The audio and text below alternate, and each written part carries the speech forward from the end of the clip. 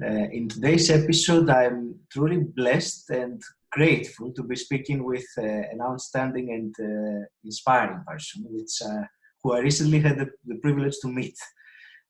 So amongst his many traits, he is a certified coach, neuro-strategist with over 18 years of experience in helping people to live legendary lifestyles.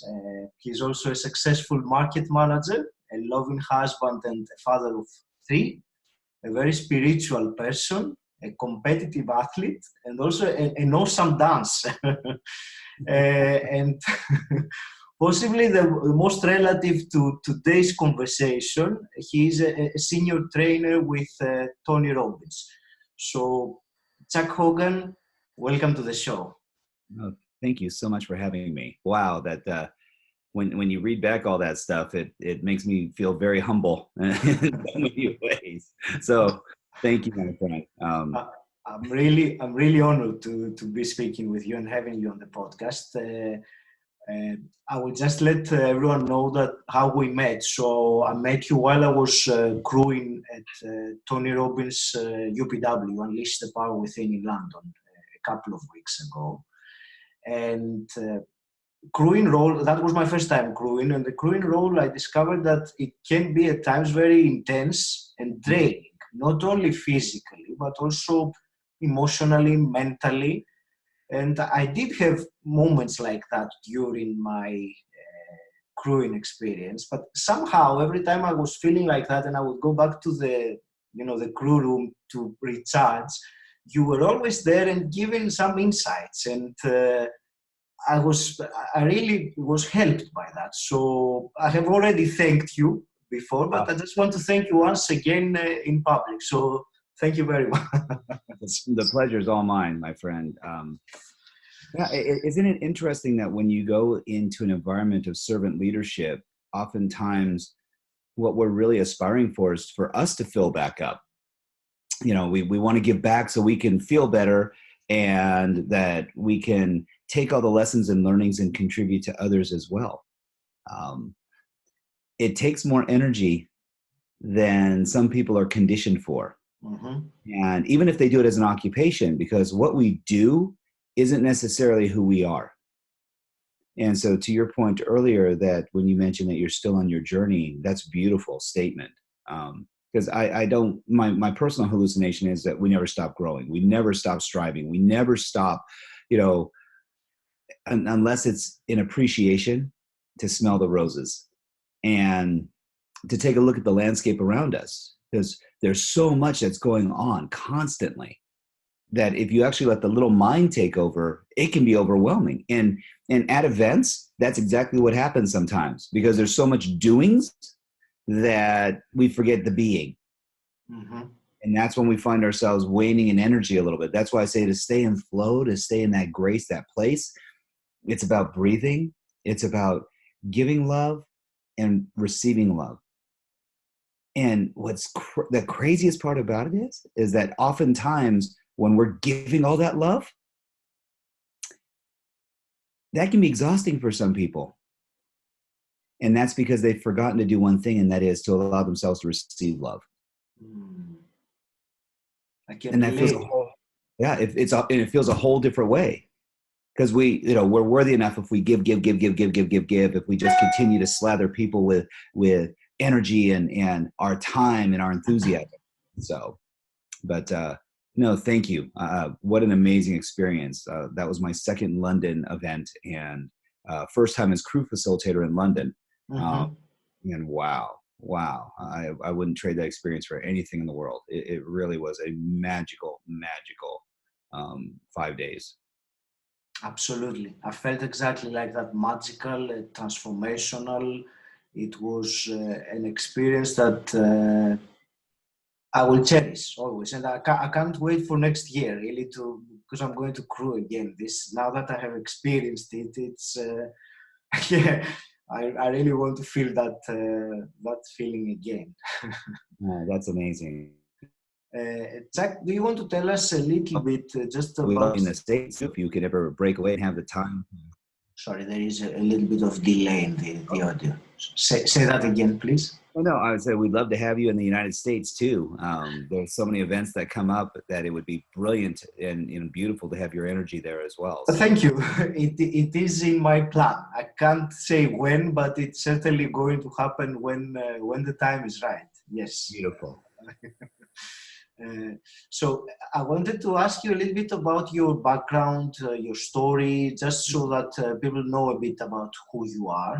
And Sure. then, I will go to some specific things that I wanted to for you to share with us. No, that would be my pleasure. So, much like I would say most people, I didn't know what I didn't know, and I didn't realize that I needed some things in my life that would allow me to really grow and expand beyond my everyday living. So, when I got into this environment back in 2000, my wife and I found out earlier that year that she was pregnant with our son, who was going to be born in June. So actually, it was actually late 2009, 1999. Mhm. And so I'd always been in sales and marketing. My educational background is finance, real estate, law, with a minor in business management. I have always had a very strong love and connection with people.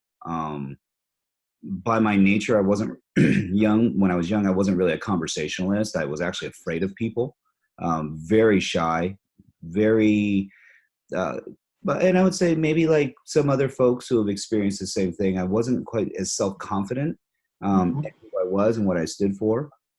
Um, thank God the universe brought an amazing woman into my life, and we've been together now for 32 years. Wow. Yeah, she's just an amazing soul.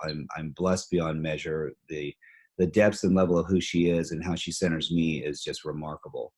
Um, the so I got it.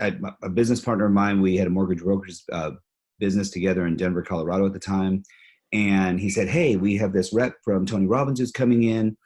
I've known him for a couple years. He's a great guy. Have you read Awaken the Giant Within?" I said, "Yes, cover to cover, multiple times." He goes, "Oh," he goes, "I should have known better. I should have known that you had already read that book." It's like, "Oh yeah, I've read Jim Rohn stuff and and Campbell and all these folks at that time, and then Malcolm Gladwell was coming up, and it's like, oh, this is really cool." So I was like, yeah, let's go ahead and have a lunch with him. And so we decided that we were going to go to UPW, and Mhm. we're like, okay. And we decided to take our team of mortgage brokers with us.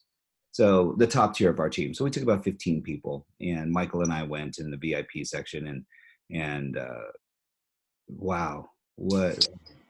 Yeah, that's all I can say. Wow, in Denver, Colorado, it's 3,500 people. It's like at that time one of the largest UPWs they'd ever had, Yeah. and I was like going, wow, this is pretty cool. I mean, I'm within sweating distance. I'm within spitting distance of Tony. I'm like second row. I mean, this is amazing.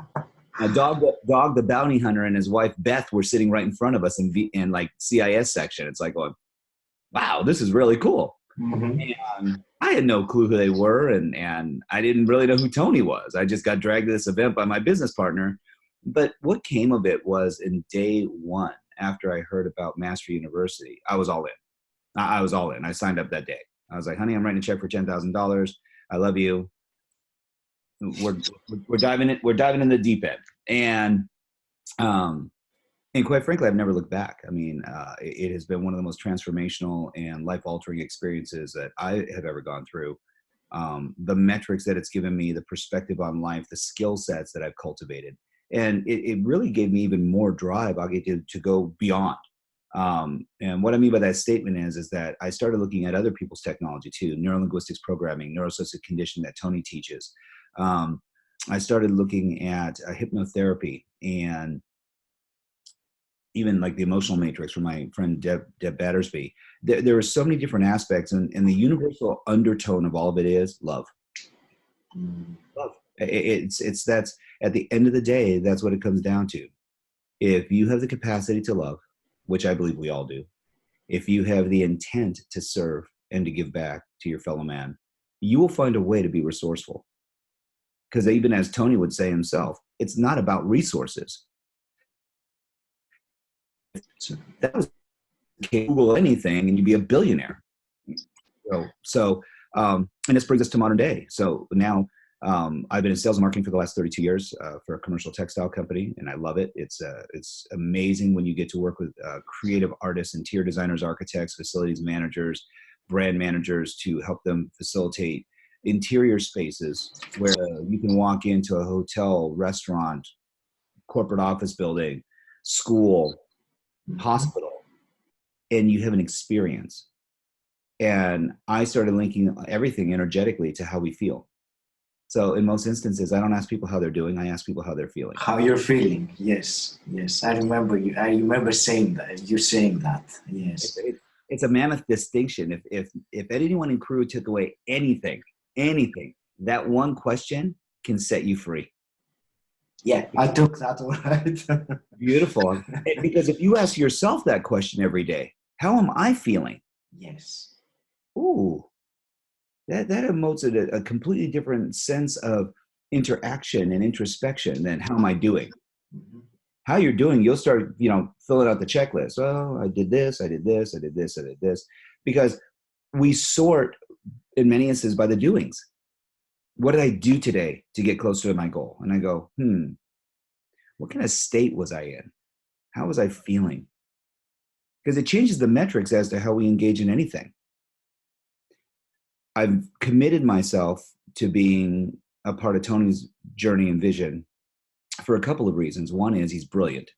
I have never met a strategist that has his level of practical psychology that can deliver in the way that he delivers. Mm-hmm. Huge heart. You can feel his energy from stage. I mean, he motes this amazing level of introspection, but it drives me to be a better man, a better husband, a better father, a better friend, a better employer, a better entrepreneur, to think more globally.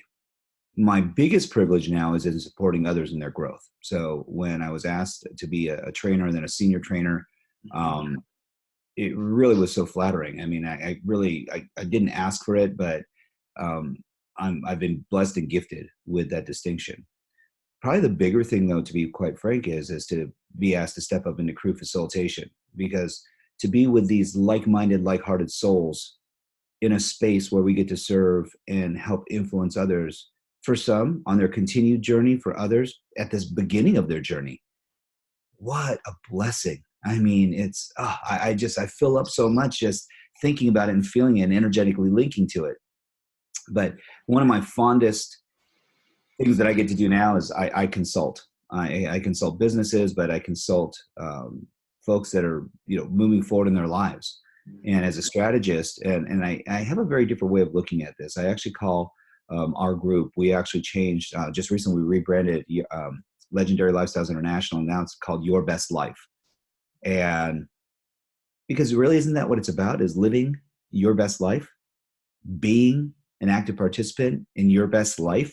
Mm-hmm. And so we kind of, for lack of a better way of describing it, we kind of boilerplated it down to the lowest common denominator, which is, it's your life. Yeah. Well, why wouldn't you want to live your best life? It's like, I want to live an okay life. I just want to get by. I'm surviving. No. Thriving. Ooh, thriving. Possibilities, options, opportunity. What's next? What's possible? Anything's possible. Anything's possible if you have a large enough why. Mm-hmm. And so that's really where I've been spending the bulk of my time now, is cultivating and putting together programs on modern masculinity, on, because it really has become systemically very clear to me that we are running into a part of our world now where there's a lack of mentorship to young men. Mm-hmm. And the systemic issue that it's creating is that it doesn't allow feminine energy to feel very secure. In a lot of instances, people go, oh, well, feminine energy doesn't need masculine to survive. No, it doesn't. But it does need it to thrive. Mm-hmm. So it really comes down to living a congruent lifestyle. And that's become very important. Why do you think people settle for surviving and they don't go towards thriving? Why don't they try to fulfill their potential? Sure. That's a beautiful question. And my belief is that when people get in overwhelm, they've developed a primordial strategy. And that is, as hunter-gatherers, there's a tendency for us to take a step backwards. For men, you do one of two things. So if you were a caveman out in the wilderness and you were hunting for your family and it was absolute survival, if it was just you, you might give up and then you would perish. But when you have others who are reliant on you and they go, well, Chuck, I don't have a family yet. I don't have kids yet. I don't have a significant other yet. And I said, and yes, you never will until you become the man that you are. So if we're going to really embrace our true selves, then we need to understand what drives us and why. It's not survival instinct. It's possibility. Men, masculine energy in specific, is really driven by one-upmanship. How do I, get to the next level? How do I make this better? How do I, and listen to the language. How do I make this better?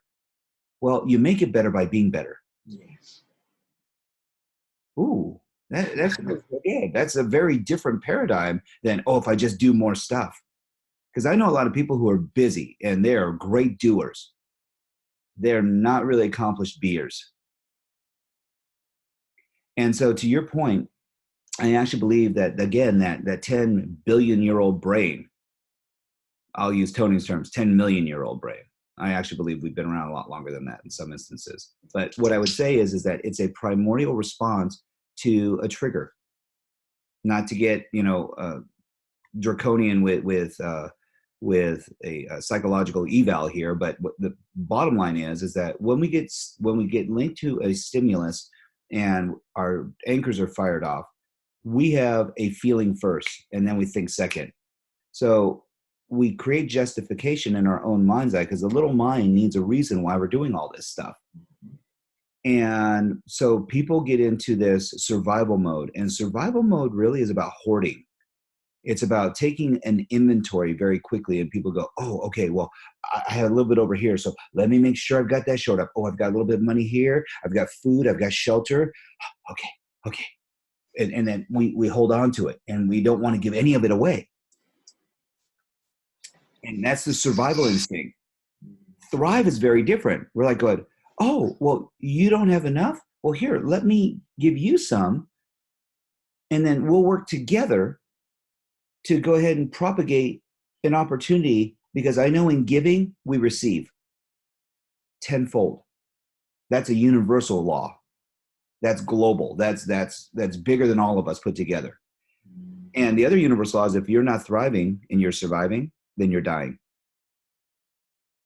Yes. Surviving isn't about change.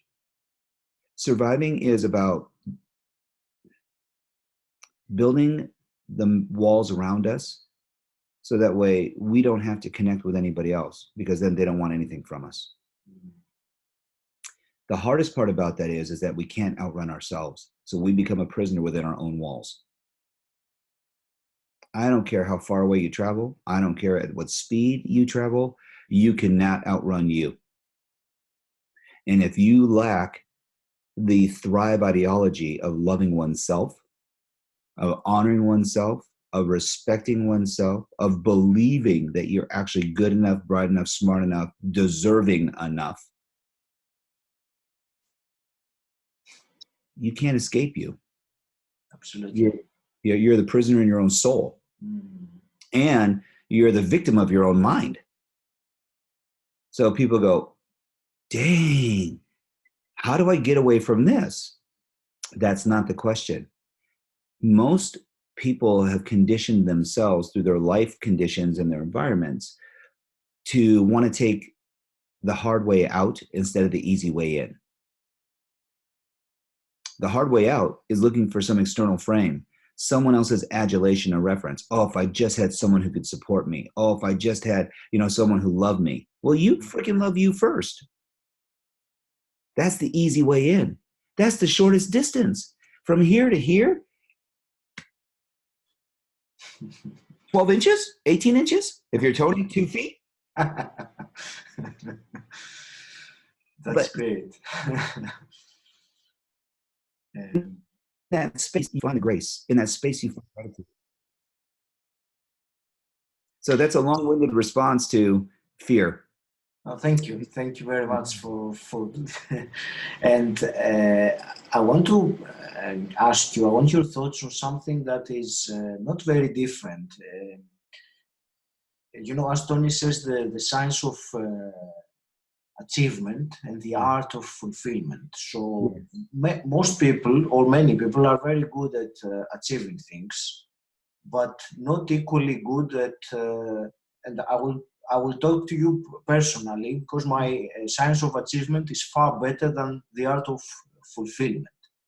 So what do you think, what are your thoughts on what it is, which factors influence someone to feel fulfilled about something that have achieved, rather than going from goal to the next goal to the next goal and never feeling, that, wow, I've done something great, and celebrate? Yes. So again, brilliant questions. The science of success is widely predicated on taking action. And especially for male, masculine energy, we're about the doings. That's the easiest thing for us to do. Oh, give me something to do. If I just do this. I mean, even our language kind of promotes that. And as little boys, we get conditioned this way too. Oh, just go out and play. We hear this from our parents. You want better grades? Go study harder. Huh. So it's that simple. Just do it. Even Nike, that's their logo. Just do it. It's like going, just do what? Fail? Get more lessons? I go, there comes a point in time when I'm not eager just to get lessons. Thank you very much. I would like to go ahead and actually believe that I've achieved something in my life. And so people start going, okay, yeah, what would that look like? What would that feel like? I go, oh, now you hit it. You want a better answer? Ask a better question. So that's where I start going with people. I say, you're brilliant. You're doing, listen to the language, you're doing very well. You're living a very prosperous life. But what does prosperity mean to you? And that's really the question, because if we start going, okay, well, so for some people, prosperity is happiness. They go, yeah, I could have more money, but boy, I'm happy. I have a brilliant marriage. I have, beautiful kids. I have a wonderful home, great experiences. I love what I do every single day. I love what I get to be every single day. I love how I show up every single day. It's like, yeah, you can feel it. Wow. And then I know people who have tons of money, like more money they can ever spend in multiple lifetimes. And they're freaking miserable. Not sometimes, always, because they believe in their minds that they go, oh, people just want something from me. And they're so successful that they start hoarding their success because they're not living in a thrive ideology. They're living in a survival ideology. Oh, I'm not going to teach anybody else to do what I do. If I'm going to teach you, I'm going to get paid for it. You've got more money than you could ever spend. What you desire most in this world is love and connection, and you don't have it because you're hoarding. You're hoarding yourself or the perception of what your prosperity is. Okay. So to your question, to be very direct and succinct about it, we will settle for success because the truth is we haven't exercised the art of fulfillment. Many people are afraid to paint the picture of their life. And it's because in their mind's eye, they have this blueprint, they have this outcome, they have this personification of what that should look like. And so when they engage in starting to paint, they don't realize that the first stroke, the first sketch, the first line is just the beginning. And that there's this thing called an eraser. There's this thing that's called white paint. And if you don't enjoy the painting that you're creating, that you can go ahead and take out the just canvas, like many of the great artists, masters have done, and they reused their canvases because once their masterpiece was done, it's just a Monet. It's just a Picasso or a Vasily Kandinsky. It's just another, Botticelli. It doesn't make a difference. Please. So they pin over the canvas. You're like, what? No, what? That was a masterpiece. No, that was a masterpiece then. Yesterday is history, tomorrow's a mystery. So be grateful for today because it's the present. Mm-hmm. That freaking turtle in Kung Fu Panda had it right. Master Oogway had it right. And he wasn't a turtle, he was a tortoise. Let me clarify. My kids are But I share this with you because the thing is that I love this. When we are able to pull back for a moment and really feel who we are in that moment, in that space. And I say this, I say in that space, in that grace, in that place, it's like, wow, yes, anything's possible. But why? Why is it so important? What is it? What's the next step? What is the metric that's necessary? What is it that has to happen in order for you to feel the way that you need to feel to be in that state where you're not just unstoppable, that you're guided, that you're driven, that you feel so blessed? Because another doing isn't going to give you that feeling. Now, taking action when in that state and you have a compelling story and now you're adopting strategies, there's a million ways to get to Miami. What do you want to experience along the way? How do you want to flavor it? What's the spice? Is it sweet and savory? Is it hot and sultry? Is it calm and cool and collected? Is it the most expedient? Is it slow your roll and take a moment and see what's going on around you? It all comes down to what is it that's going to motivate you and really bring you full circle. Mm-hmm. That's what it comes down to. Sure. Thank you. My pleasure.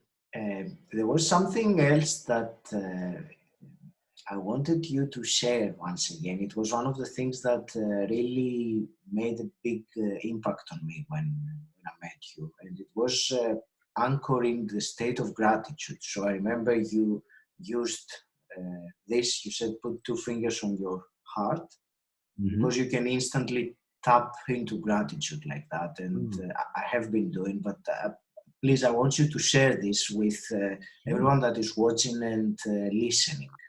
It'd be my pleasure. So it's an attitude of gratitude.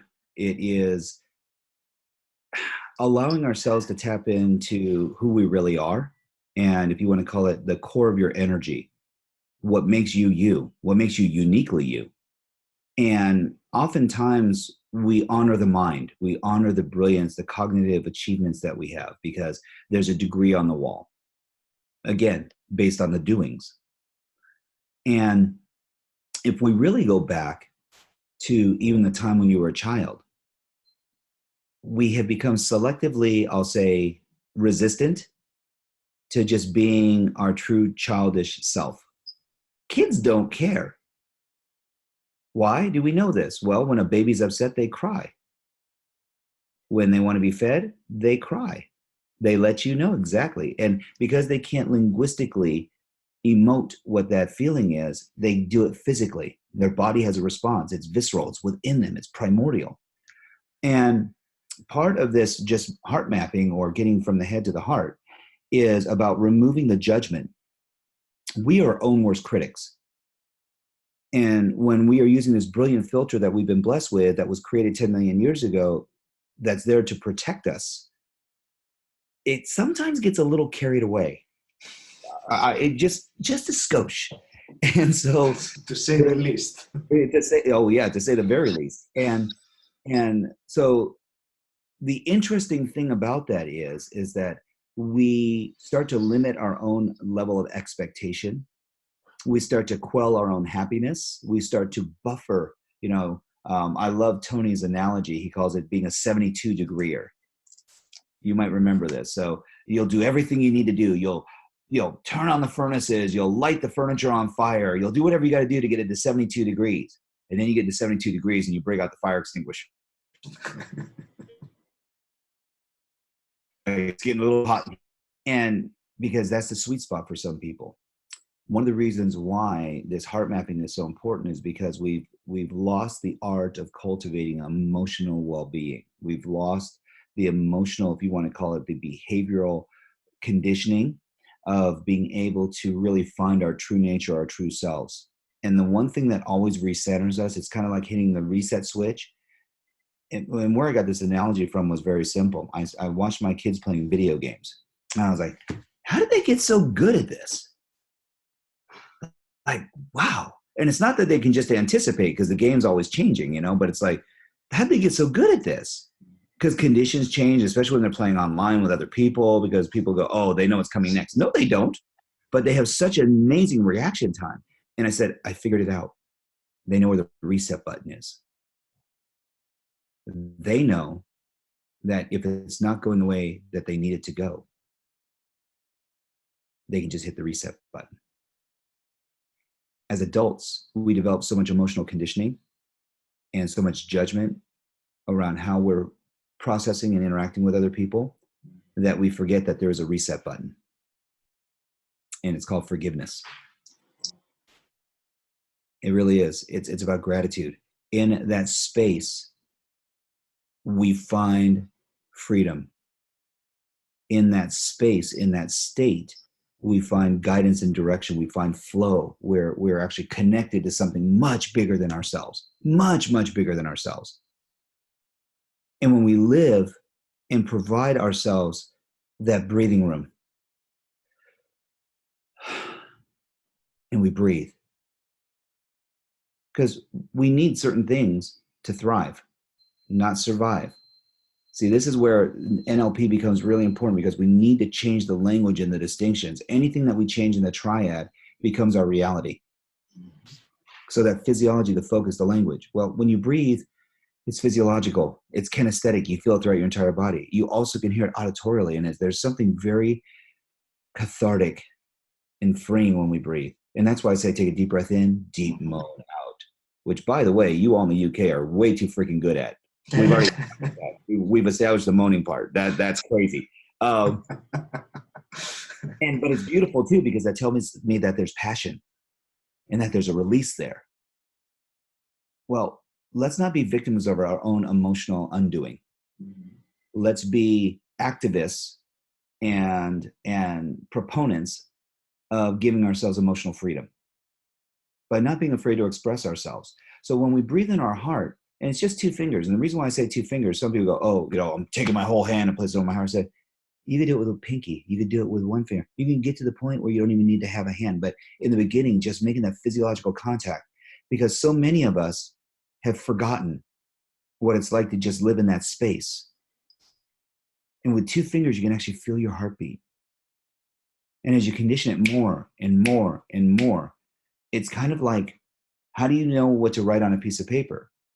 Well, you don't think it in your mind and say, okay, I'm going to move my hand. It becomes unconsciously competent. And so by taking 5 minutes a day, and if it feels great, do it much longer, but for 5 minutes a day, wake up in the morning, just place your hand on your heart. The minute your eyes open, you're conscious that you're drawing breath because that beautiful heart space is what kept you alive all night. Kept your heart beating over 100,000 times a day. You didn't ask for it, you were gifted it. It's what drives everything that you do. Because I'm going to contest, you feel first, you think second. Okay. But this will try and justify how you're feeling. So Tony gives this amazing little trick. And I don't know if I shared this with you all. I think I did it to a small group of the crew during just an impromptu conversation we were having. Mm-hmm. You give me the mic, you're in trouble. That's just the way that works. Not at all. It's a pleasure to listen to you. I could listen to you for a very long time, Chuck. I told you that before. Thank you, my friend.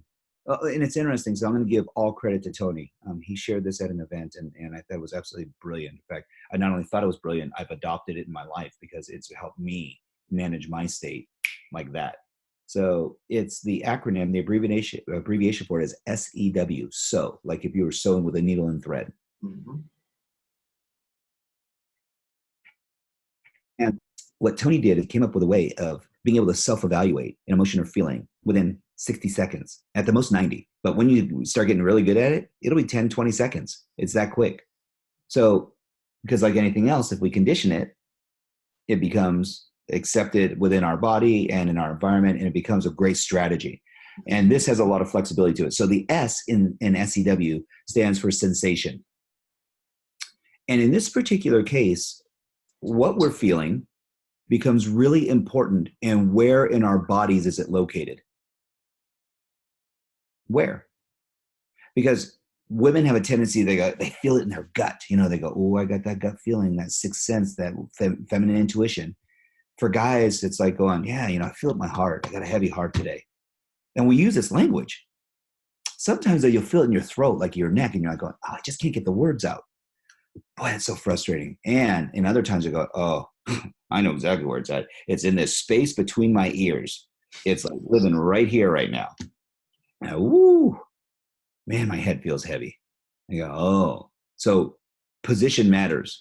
Location matters. So where are we feeling the sensation?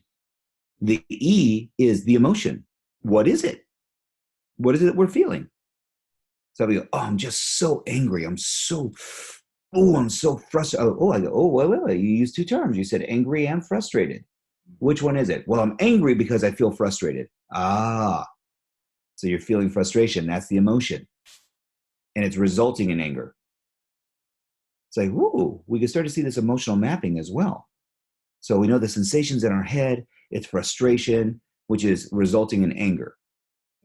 Why? Because when we do anything often enough, it becomes conditioned. And so we have an elicited response, and that anger is what becomes real. Ooh. So the W, why am I feeling this way? Why? Because people go, oh, if you have a big enough why though, Chuck, then you don't have to worry about anything else. I said, no, there's another why. And that's why we do anything is, why we do anything is why we do everything. Mm-hmm. And that also results in how we do anything is how we do everything. So when we start to understand why we're feeling this way, we can say, oh, yeah, I saw that going a whole different way. In my mind, I saw this solution, and when I went for that outcome and I didn't get it, I fell short again, and I'm frustrated, Chuck. And man, I don't know about this. I go, well, was it different this time? No, it felt the same. I understand. Did you get closer this time? Yeah, a little bit. Whoa. Okay. Very cool. So let's go ahead and take that moment out of this timeline. And how did it feel when you were starting to get closer? Wow. Actually, now that you start talking about it, it felt a little bit more exciting. Nice. Okay. And so what was different this time? Well, I really, really stepped into it. I really believed I could achieve it. Nice. Okay. This is great. Mm-hmm. So you moved a millimeter closer to your outcome. So what does that tell you? Well, that it's possible? Yes. Yes, it is possible. And how does that make you feel when you know that it's possible, that it could happen? Given the right resources, given the right resourcefulness, because I believe that we're all doing the best that we can with the resources that we have accessible to us in that moment. That's my fervent belief. But I also believe that motive matters and intention is everything. We need to have the proper why. What is my real motive? Because if someone tells me, oh, it's just to make more money, I go, you can make money doing anything. Go sell a pint of blood, you'll make some money. Go be a sperm donor, you'll make some money. You $5,000 for a kidney, it's like fun, but you only have so many. So at some point in time, so it's short-term attainable, but it's not a sustainable outcome. Yeah. And so living in that grace, and Master Ko is so brilliant. I mean, that heart mapping exercise he does, the Twin Hearts meditation. I hope you found that very valuable too. Yes, I mean, indeed. such an amazing one. Yeah. And there's energy around us that we don't understand. We don't understand. We believe that we know, but we don't really know. And the times that we feel it, we're not in here. We're here. And we're opening that heart up and letting that beautiful pink light shine and releasing that golden crown of energy as well. And so that it allows our bodies, that's where we become loving acceptors. And in receiving, we get the gift of giving to someone else. Mm-hmm. That's great. Thank you. You reminded me of that phrase that says that the mind knows, but the heart understands. So there is a big difference between those two. Yeah. And when we start asking those questions, why do I feel like that, and what to specify the emotion, we actually start looking inside ourselves and getting to know who we are more, which I think it is the essential thing for everyone if they want to do anything, to understand who they are, who we are as. Well, if they want to have a sense of fulfillment and happiness, I mean, that art of fulfillment, you know, that is such a huge. It is such a misunderstood concept, because the fact of the matter is, most people have made their fulfillment very small. And they'll settle. You're going to get what you tolerate. Yeah. And so most people are willing to settle. You asked why people are willing to get by. Because based on their life conditions of where they've been, they're like, going, wow, this is as good as it gets. Are you freaking kidding me? Then you don't have a strong enough why. You really don't. And a lot of people have lost the ability to dream. How sad is that? If you ask people and you go, what are your outcomes? They couldn't tell you. Or they'll settle for, as long as I can pay my bills. Tell me that's not a survival mode. Absolutely. If that is not, what is? Yeah. That's the lowest common denominator. Yeah. Air, food, water, shelter, maybe transportation, maybe. Not my rules. But it's interesting because I really do believe that if anyone can shift their fundamental ideology, it can provide so much freedom, so much opportunity, so much more grace, where they don't feel like they're running the rat race in life anymore, but they're actually participating and getting to see all the beauty that's around them. Mm-hmm. You know, when I hear people, they go, well, there's nothing beautiful around me. I said, what time is it there? They go, well, and I have some, you know, clients that I strategize with, and I'll say, oh, they go, oh, it's sunset. I said, oh, great. Go outside. I said, flip the camera so I can see what you're seeing. Sit down for a moment. Where? I said, sit in the grass. Look up. Close your eyes for a second and feel the warmth of the sun on your face. Open your eyes. See the beautiful clouds rolling by. Look at those colors. So we're just going to sit here for a moment and just appreciate everything that's around you. Close your eyes again and just listen. Do you hear the birds? Do you hear the breeze? Eyes wide open. Look at the color around you. Look at the people.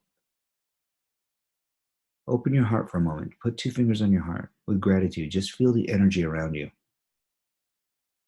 What's flowing through that earth as you sit on it that supports your weight completely. Lie back. Take a load off for a second. You're not in a rush. Take a deep breath. It's amazing when we slow down for a moment, because here's one universal rule that I've learned, and I use this in business and in life. Speed kills. And it's indiscriminate. Doesn't mean you can't be deliberate. Doesn't mean that, no different than a race car driver. But the optics are wherever we're looking is where we're going to steer. So if all we're seeing is the blinders are on and we're very myopic, and all we are is outcome driven, we're not seeing the big picture. Mm-hmm. We're driving around looking through a keyhole and praying that we get to our destination.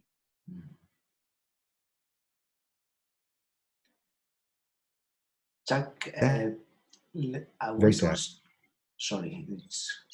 No, please. No, that's okay. It's just there is some delay at some point with the internet connection. That's a problem. No problem. I want you to tell us a bit about celebrating our wins in life, even the small ones. And yeah, Isn't it crazy? You know, Augie, it's funny because people, not funny, haha, but funny, interesting. So I'll ask the question, why do we do anything? to feel good. Yeah.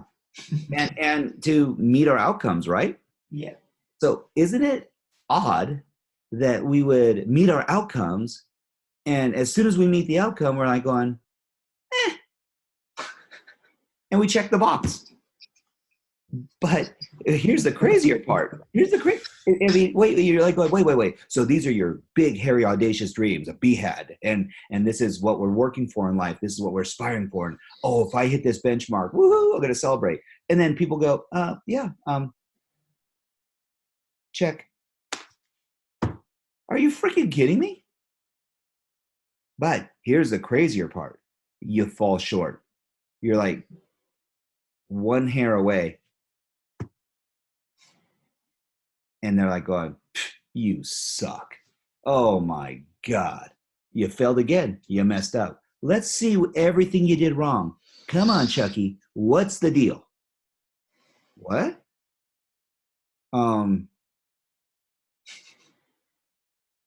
Yeah. Boy, I really screwed that one up again, didn't I? But we were close. Horseshoes and hand grenades. That's the only time you're close. You can get close with a horseshoe, and if you get close with a hand grenade, you may blow some stuff up. But no, you didn't hit the mark, man. You suck. This is the self-talk that starts to go on. We don't celebrate. We go, oh man, we were so freaking close. We said we were going to have 120% growth. We're going to be up over last year by another 20%. That's huge. It's huge. We got 119. Oh, you know, man, if I had had one more day. So hey, bring it. Yeah. Woohoo. Let's go have a celebratory dinner.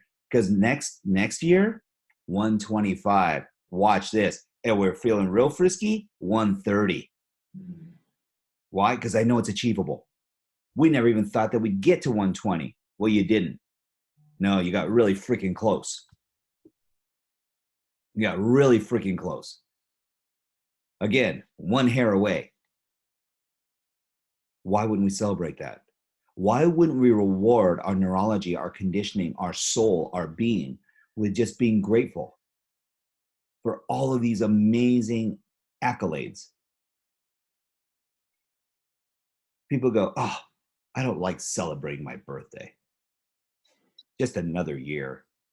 I'm older. I have more wrinkles, more gray hair. And I go, you've earned it. Your time on this planet comes at a cost. Time, intention, energy. It's not just money. So if you're going to go ahead and pour yourself into it and drink from the cup of life, know that it comes with a currency because you're living. Absolutely. And you don't give a flip what someone else feels about, oh, you got another wrinkle. I earned that wrinkle.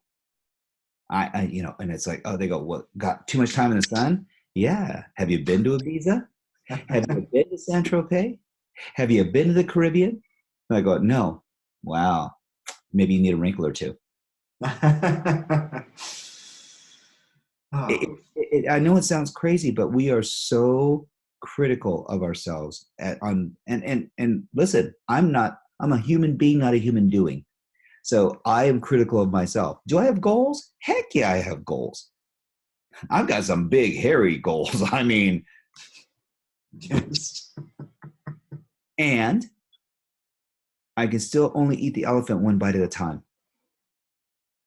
But that's me. But if I bring a community together, we can all have the feast of a lifetime because the elephant will feed everyone. So this is really about selfless contribution and surrounding yourself with like-minded and like-hearted people where you can stay in flow. and evolve and support one another and give permission. No different than day one, day zero, when we took the vow. I give permission to other people to stand for me. When I'm not right, they're going to love me enough to let me know. Mm-hmm. And I need to be humble enough to let them do that. Your words are so wise, and they also resonate in here, not just here, which is and yeah, the negative self-talk, we have that, and it's easy to get absorbed by it and forget that all we need to do is take a little step back. Yes. And pause that negative self-talk for a moment, take a deep breath and appreciate the small things, as you said, the clouds in the sky, or even the meal that we're having today, anything we can be appreciative of. Yeah. I mean, how can you not be moved by nature? And then people go, oh, but that's not my thing. I said, how can you not be moved by a beautiful piece of architecture or a sculpture, a painting, a child, a loved one? It's not difficult, but we justify these lack of emotions out of fear, out of disregard for our own well-being. Because again, I have a couple philosophies I live my life by, but one of them, which is probably the most poignant, that really made the biggest shift in me. And I still struggle with this at times because I'm a very busy guy. I mean, I'm blessed with a lot of opportunities and a lot of doings. But I really still contest that my family and I deserve the best of me and not what's left of me. You know, we'll take time for our clients. We will help shift them and move them and cultivate them. And I find this with a lot of strategists. I find this with a lot of coaches. And there's a difference between a strategist and a coach too, by the way. And that's one of the things too that there's a distinction. But that being said, one of the things that I've found that becomes really poignant is we can get caught up in our own story. And what we really feel is the defining factor in our lives. And that's where we need to take a step backwards. Because I know a lot of strategists and coaches that are miserable. Mm-hmm. Yet their occupation is helping others. Then maybe you need to be your own first client. Maybe we need to adopt the Gandhi Principle. What's the Gandhi Principle? Well, so Tony tells a story of a mother and her child, and they're in India. About the sugar. Yes. Okay, yes. And so just to paraphrase it down, the mother takes the child to Gandhi and says, hey, Gandhi, we've waited in line for 2 days. Thank you for seeing us. And can you tell my son, who is diabetic, that he needs to stop eating sugar? He's killing himself. Yeah. And Gandhi looks at her and says, come back in 2 weeks. Like, come back in 2 weeks? We just waited in line for 2 days. He goes, please come back in 2 weeks. And he doesn't even address the child. So the kid's like pumping up on sugar. They're back in 2 weeks. They wait 2 days again, and they get to the front of the line. And she goes, do you remember me? And he goes, very well. And he looks right at the boy and he says, stop eating sugar. You're killing yourself. Enough is enough. No more. And she looks up at Gandhi and she goes, you couldn't have said that 2 weeks ago. And he said, no, I couldn't. Because 2 weeks ago, I was eating sugar. Yeah. To quote Keith Cunningham, don't be afraid to eat your own cooking. If you're going to make a meal for everybody else and ask them to eat from what you're serving, maybe you're the one that needs to take the first bite. Maybe you're the one that needs to see if it needs more salt or if it needs more spice. Don't start dishing out stuff that you're not willing to eat yourself, because that's hypocritical. And it will come across in your services when you're consulting others. I will share one of my tricks that is, I believe, most important when we're engaging with anyone. And I did it before you and I got on the line today. That is, I made sure I'm in absolute state, that I'm completely present, that my heart, my mind, my soul, my spirit, my body, that it's completely aligned, and that I'm here to serve. And that is the state that I'm in with every single soul I am blessed to encounter. It's beautiful, beautiful.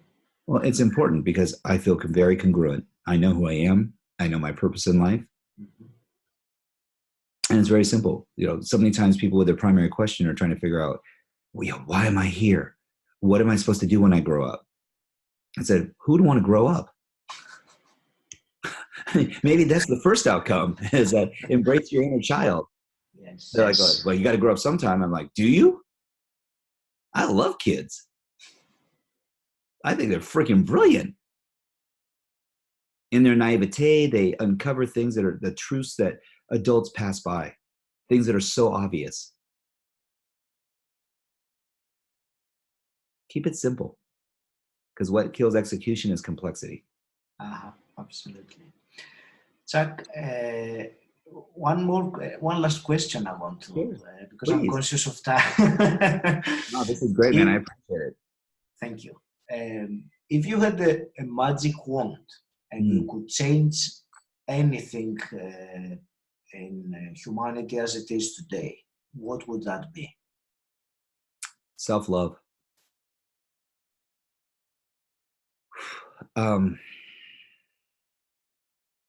In today's age of communication and connectivity, and what I will say is in the environment of convenience, I have experienced a tremendous disconnect in people. Instagram, Twitter feeds, messages that are being sent via text, they lack personal connection. By our very nature as human beings, we require a measure of interaction with one another. And I'm not berating technology. What I would say is that because language has specific conditioning that goes along with it, that the meaning of certain words has a very systemic effect with people, finding language in written text that moves people and clearly emotes the feelings and emotions and the communication that we're trying to provide without degrading, diminishing, reducing. It's so important. It's so important. Because if you go back 50 years ago, with the way we communicate on a telephone, you didn't have messages that were being sent back and forth. There could be a lot of conjecture in telegrams, and even the written word, there was an emotion, there was a level of human interaction that was facilitated when we put pen to paper. People would take time to be very clear about the language that they used. And I'm finding that in text messages, it's very erroneous. They're using abbreviations and acronyms and little soothsayings, LOL. Okay, laugh out loud. But what if someone took that as meaning something different? It's not what's said, it's how it's said. And you can hear that in the inflection and tonality of someone's voice. You can feel that, their intent and energy. You can feel when someone's being authentic by comparison to when a message is just delivered and it's kind of by happenstance. So I would say if I could wave the magic wand, it's that people could find that freedom of self-expression without judgment. As I do believe that the world would be a far better place if we could just respect one another, and for all of our differences and all of our idiosyncrasies, rather than feeling that we are victims of our life conditions. So maybe that sounds a little woo-woo. I'll take it. Not at all. Not at all. I think it's one of the best answers I've ever had to this particular question. Thank you. I'm grateful. Thank you. Very grateful. I mean, I've had a blast with you this morning. I mean, I look forward to, if anytime in the future you'd like to get together again, it'd be my pleasure. Oh, maybe we can do a part 2 at some point. You let me know. It would be my pleasure. Thank you so much, Jack.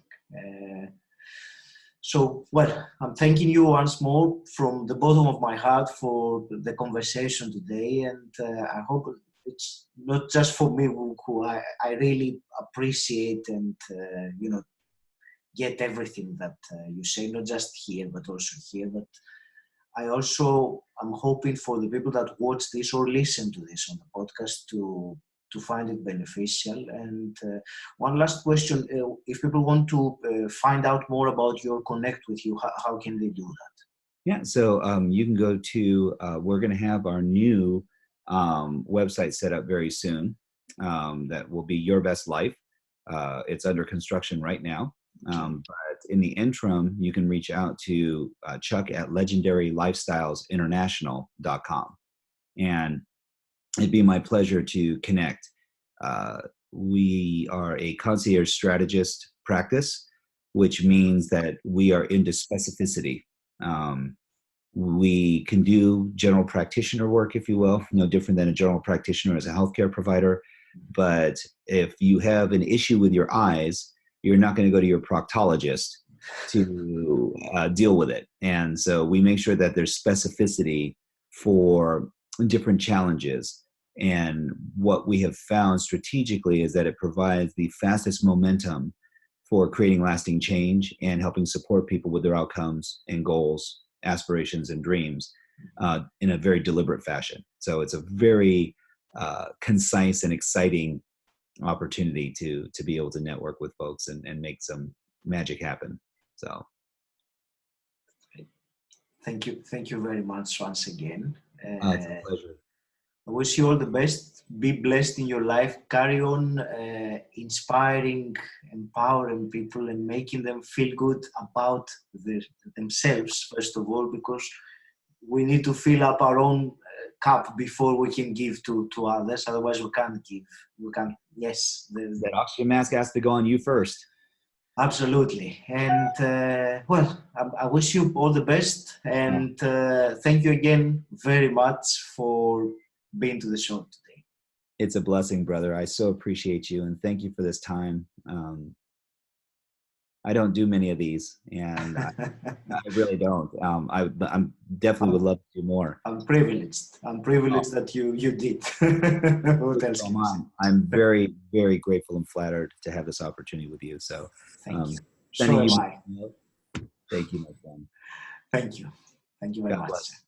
All the best. Thank you.